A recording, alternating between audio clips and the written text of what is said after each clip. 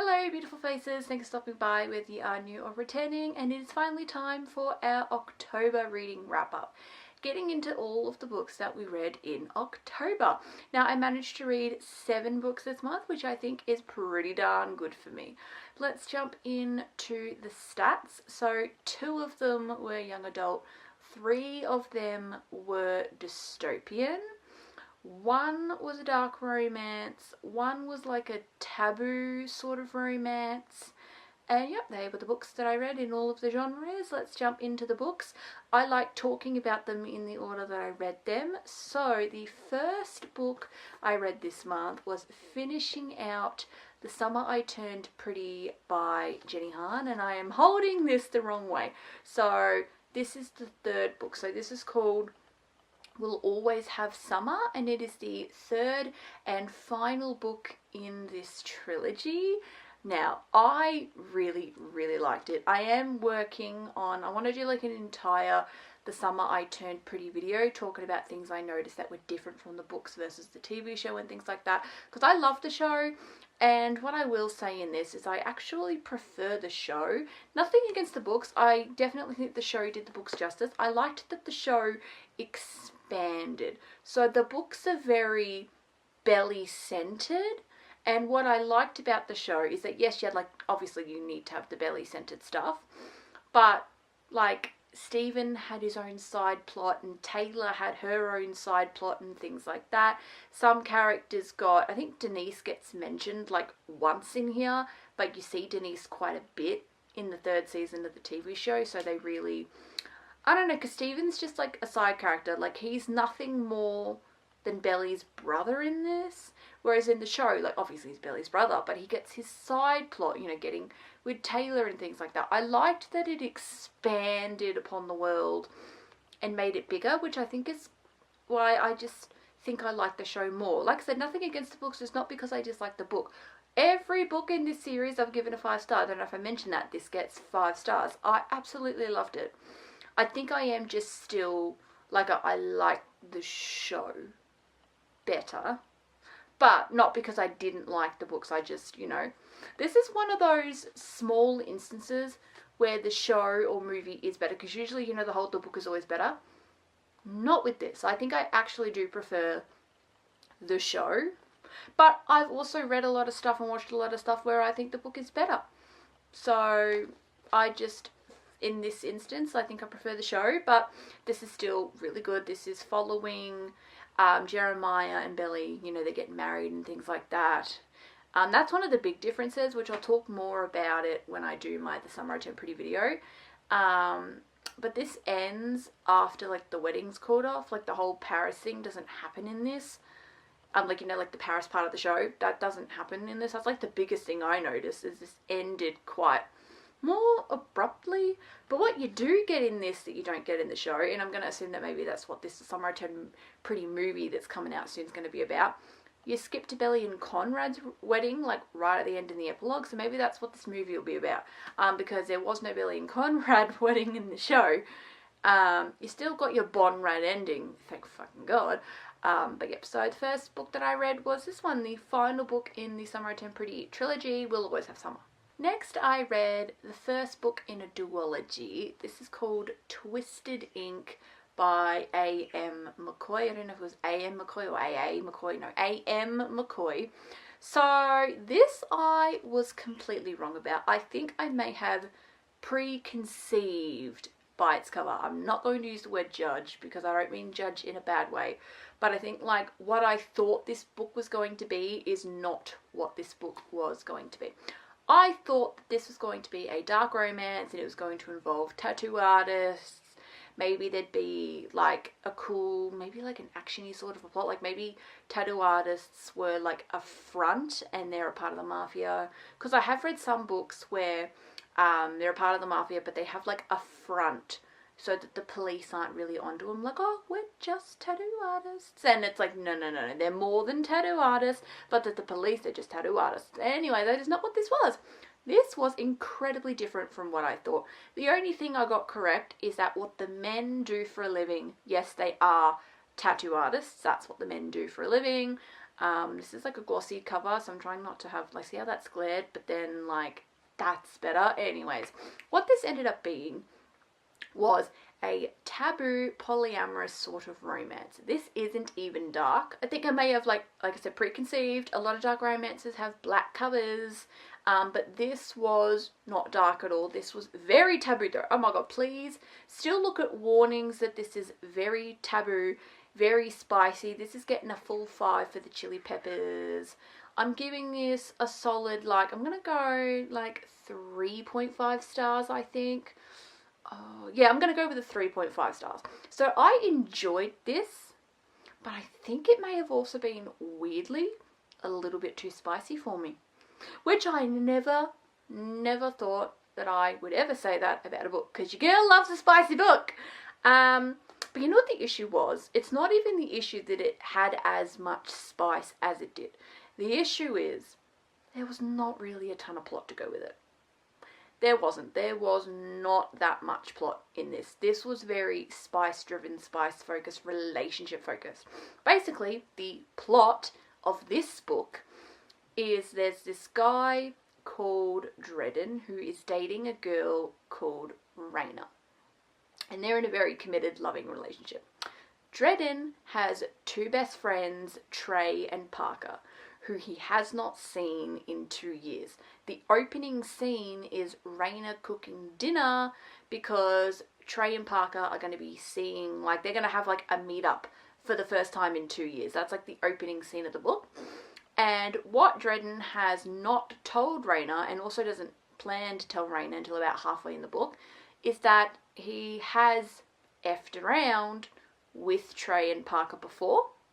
And what he wants to do, he wants to be in a polyamorous relationship. He wants all 4 of them to be in a polyamorous, he really wants that. He wants to stay with Raina, and he wants to bring Trey and Parker into the fold so all 4 of them can be together. And there's a little bit of a, like, a plot thing because Trey and Raina don't get along at first.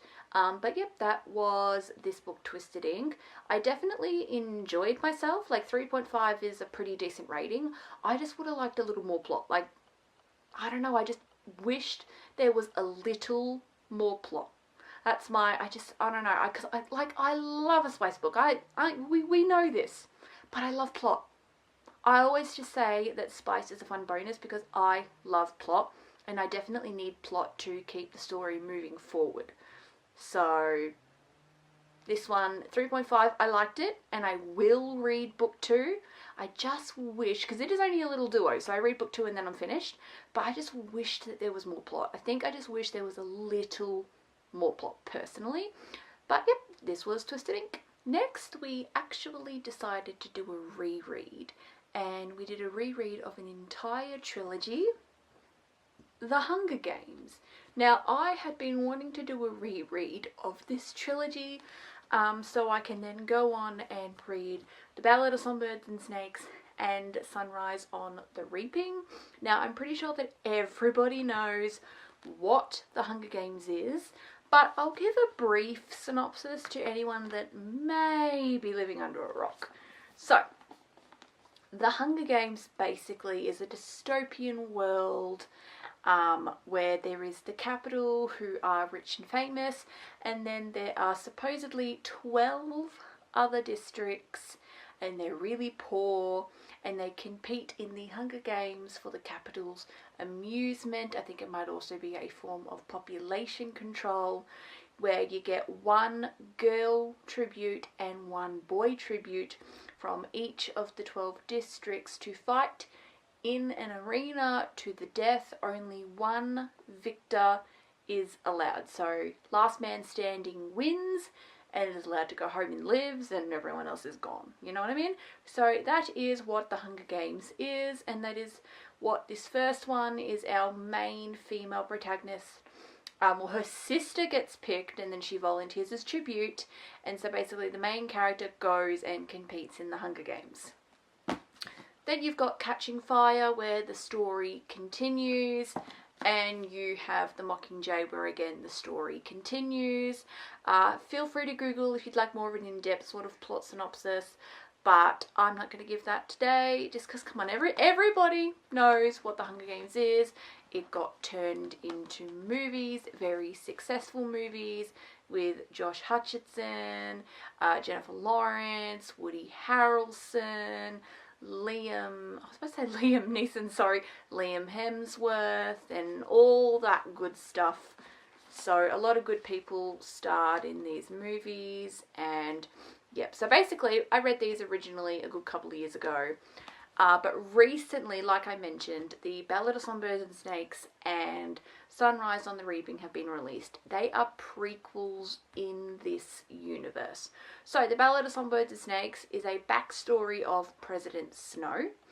And then Sunrise on the Reaping is a backstory on my favourite character, Haymitch Abernathy. I love Haymitch so much. I was about to say I'm not the biggest Snow fan. I cannot stand President Snow. But I know that you can't read the Haymitch book apparently without reading the Snow book, I've been told. And I feel like a lot of people agree with me. They're not the biggest fan of Snow, and they don't really have much of an interest in reading Snow's book, but they have a big interest in reading Haymitch's book. But you can't read Haymitch's book before reading Snow's, so you have to read Snow's. So I will read Snow's book. I am one of those, I don't have the biggest interest in Snow's book, but I have huge interest in Haymitch's book. So it would be interesting to read. And like, look, I am going to read Snow's book, because like I said, you can't read the Haymitch one without reading the stuff. So I will read the Snow book, and who knows, maybe I'll actually end up enjoying the story. It's just, I can't stand President Snow. I think we all can't stand President Snow. If somebody actually liked President Snow, I wonder how I would feel about that. All in all, it was really fun to reread this series.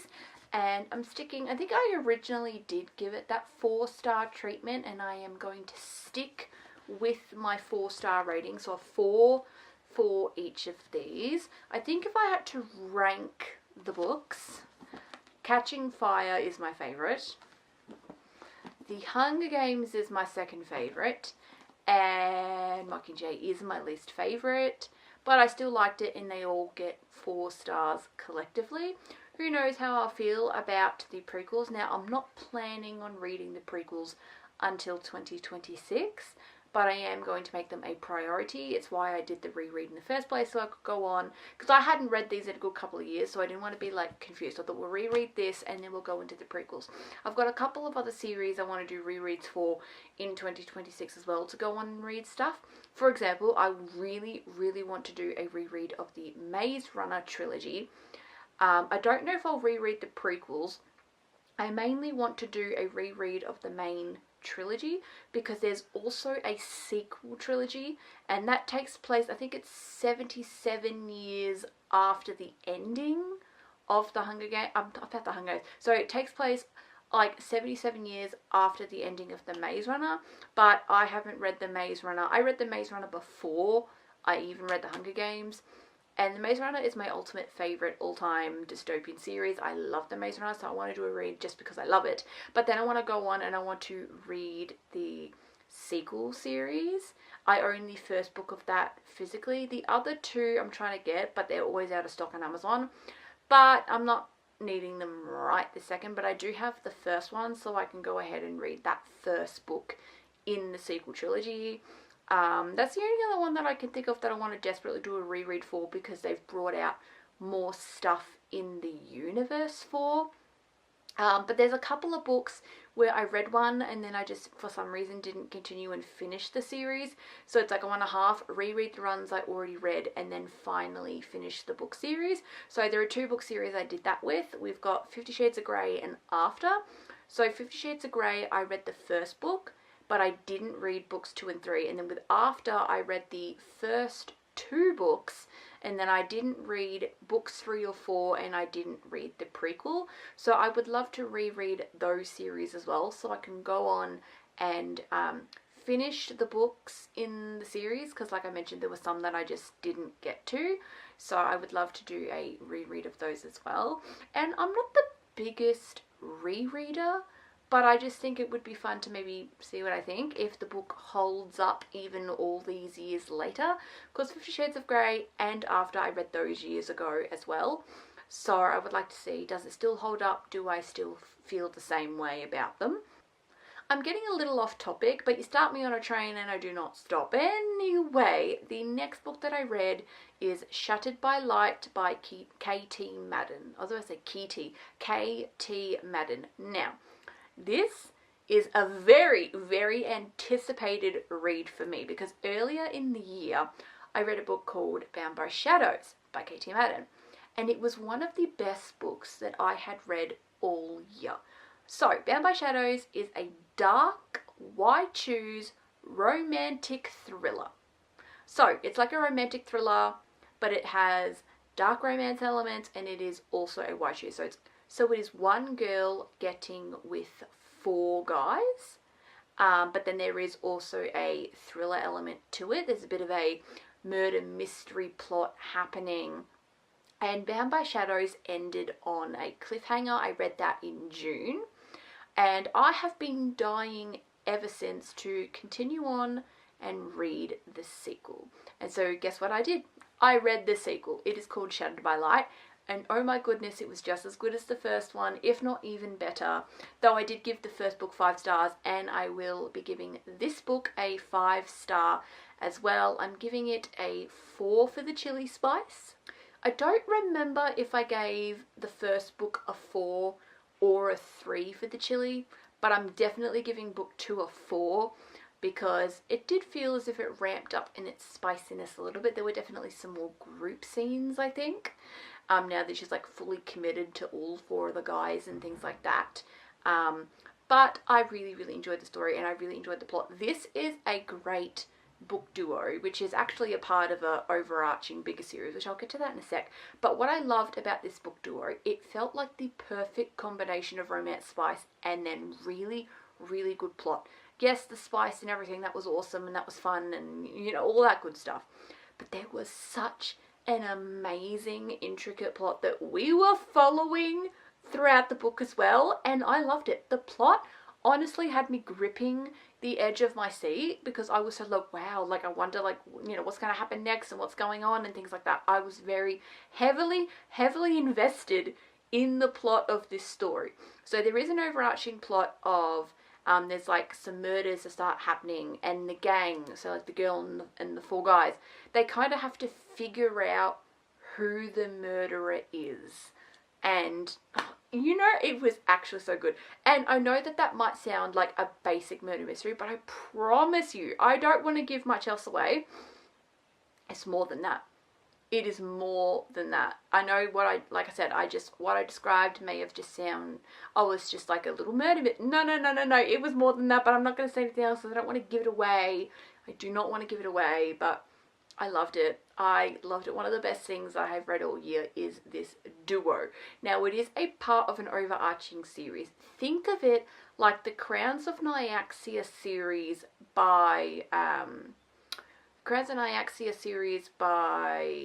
Carissa Broadbent. That's right. I was thinking either her or someone else. No, it's Carissa Broadbent.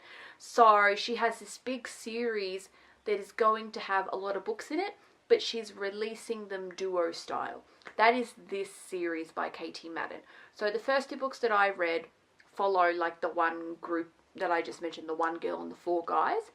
Book 3 is following a different couple. Now this is only going to be a 4-book series, but yeah, so book 1 and 2 follow, and then book 3 and 4 follow somebody else. Now, books 3 and 4 are a why choose, but it's only 3 guys, not 4, so 1 less guy. So books 3 and 4 is 1 girl with 3 guys. Now it's rival frats. That's what this is. So it's called the Ashen Grove University series, right? So the first duo follows 4 dudes who are a part of a fraternity. I think it's Delta Phi. Yeah, Delta Phi. And there are 3 side characters that you meet in this first duo. There are 3 dudes, Dredden, Talon, and Jasper, who are from a different fraternity, Omega Chi. So the second duo that hasn't even been released yet, but it's getting released next year, is going to follow those 3 dudes from Omega Chi. So Delta Phi and Omega Chi are rival frats, because they're 2 different frats, and it goes from there. The 4 guys from Delta Phi, you first have Silas. Now, Silas and the female main character, they actually grew up together. So you do get a little bit of like childhood rivals to lovers. They weren't friends, they were more like childhood rivals to lovers. And then you've also got Dayton, Kai, and Levi. So Levi and Dayton, I think they're half brothers or step brothers or something like that. But then you also got Levi and Kai, who have a little bit of a gay thing going on. So you do get some sword crossing, but you don't get full on sword crossing, if that makes any sense. But I just really loved this book duo. It was like one of the coolest things. I've never read anything like this. I have read some romantic thrillers before, but this one was so different because you obviously have a dark romance element to it, and then I think that also means that the plot itself can be a bit darker as well. Not like, you know, it's not like a light and fluffy sort of mystery, you know, because it's also a dark romance. Because dark romance, yes, is like romance and smut and things, but dark romance is also so much more than that. It's also about the plot you're following. So dark romance also means that you can have darker topics as well. It's not, some people like to think that it's just about the smut, and that's just not true in the slightest. So you can have a Google about that if you want, but I love Shadow by Light. It was great. One of the best things, I think. I was talking about like my favorite things I read this entire year in a different video, and Bound by Shadows, I think I put that at spot number 3, and it definitely deserves its 3rd spot. Because I really enjoyed myself. Now, the last book that I read this month was another young adult. Now, this was an unexpected young adult. I think with the book I'm about to mention, I did the same thing that I did with Twisted Ink. I thought it was something and I was completely wrong. So I read this book called Float. This is by Kate Merchant. I thought that this was going to be a summer romance and like a sports romance coming together. I thought this was going to be like a sports romance with surfers and things like that.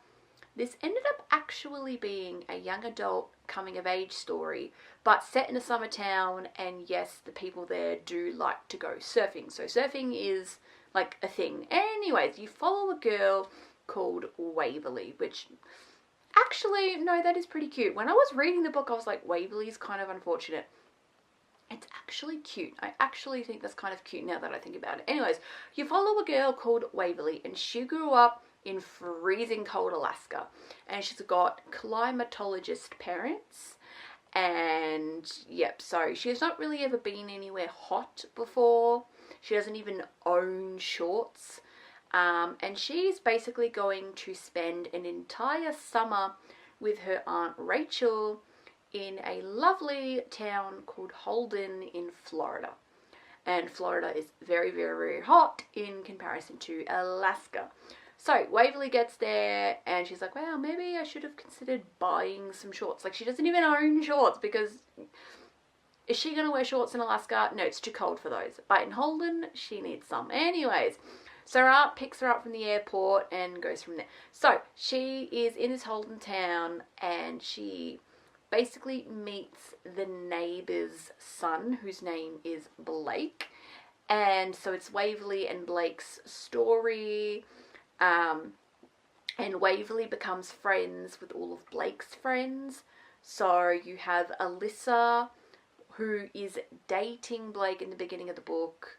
But then you've also got Alyssa's best friend Lena and Lena's twin brother Jesse. And there is an Ethan character, but apparently we're not supposed to like Ethan. But I also just think that Ethan may have been wrong place, wrong time. And out of the characters I just mentioned, he is the smallest of the bunch. So I don't think we really dive into his backstory that much to really tell what we should really be thinking about Ethan. Anyways, it follows Waverly eventually getting with Blake. Blake offers to teach her how to swim because Waverly doesn't swim. Waverly doesn't do anything water related. She's quite an awkward person as well. Blake really brings her out of her shell, and it goes from there. And I thoroughly enjoyed myself. I'm not somebody that usually reads young adult. I think if I had known this was young adult, I may not have picked this up. Like I said, the last young adult books I read were The Summer I Turned Pretty. And I only picked those up because I love the show so much. Before The Summer I Turned Pretty, it had been 2 whole years since I had read my last young adult, because I don't really read that stuff anymore. Personally, young adult's just like not my vibe because I'm a lot older than the characters in a young adult story. Like, I was reading the story and I was like, I'm 8 years older than you. I am 8 years older than these characters. I mean, I loved it. Like, this is like a weird exception because I ended up thoroughly enjoying this book. And I'm giving it 5 stars, and I never expected to do that. Because I found out it was young adult and I was like, oh. But then I thought, oh, you know, you paid for the book. Fucking read it. I really like this. I was not expecting. I really like this. And she gets a little summer part-time job at a bookstore. But then Jessie's got a summer part-time job at an ice cream parlor. And oh my god, the town, it's the cutest town. I want to go to I want to spend a summer in Holden. I want to shop at that bookstore, and then I want to go get an ice cream at that ice cream parlor. And they would take their lunch breaks on the beach. I'm sorry, this is like a picturesque, perfect town. I want to visit this town. Like, this cover is so cute. It's so cute. I don't know. I am just obsessed. I'm literally obsessed with this young adult book, and I never thought, because I don't read young adult, but I'll read this book happily. And I would love to actually read other books that Kate Merchant has written, because I really liked this. I was so surprised. It came out of nowhere, but I loved it. I really loved it. Well, that is it for today's video. They were all the books that I read in October. So surprisingly, there were no like spooky reads, unless, you know what, I'm going to count Shattered by Light as a spooky read. Okay? Alright. I do have a couple of spooky books that maybe I'll read by the end of the year, maybe not. Who knows? But that is really it for today's video. They were all the books I read in October. Thanks for watching. If you enjoyed, don't forget to leave a thumbs up and subscribe if you love books just as much as I do. And yep, thanks so much. I'll see you all next time. Bye bye.